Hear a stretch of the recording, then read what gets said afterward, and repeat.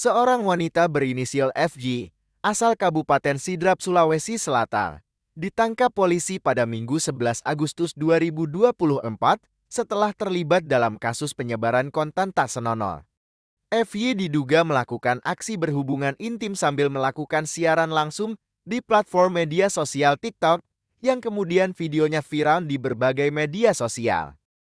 Video berdurasi 1 menit 48 detik yang menunjukkan tindakan tersebut menyebar luas dan menjadi perbincangan hangat di kalangan warganet.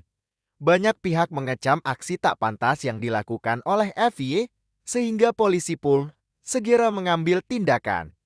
Kapolres Sidrap, AKBP Vantrita Heron, mengonfirmasi penangkapan FY dan menjelaskan bahwa wanita tersebut tidak melakukan perlawanan saat ditangkap. Dalam pemeriksaan, FY mengakui bahwa dirinya melakukan tindakan tersebut bersama seorang pria berinisial KA yang diketahui bukan suaminya, melainkan mantan pacar sekaligus selingkuhannya. FY juga mengaku sengaja melakukan aksi tersebut untuk menambah jumlah pengikut di TikTok serta melampiaskan kekesalannya terhadap suaminya yang sah. Aksi tak senonoh tersebut dilakukan pada Jumat 2 Agustus 2024 di rumah keluarga KA di Kecamatan Watangpulu, Sulawesi Selatan. Suami sah FY, HI, yang mengetahui kejadian tersebut. Saat ini, polisi masih memburu KA yang hingga kini belum ditemukan.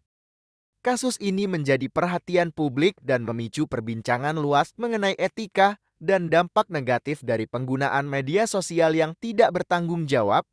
Polisi mengingatkan masyarakat untuk lebih bijak dalam menggunakan platform digital dan mematuhi hukum yang berlaku. Motifnya karena kesal pada suami. Diketahui, hubungan YF dan HI pun sudah tak lagi harmoni. Bahkan mereka sudah lama pisah ranjang.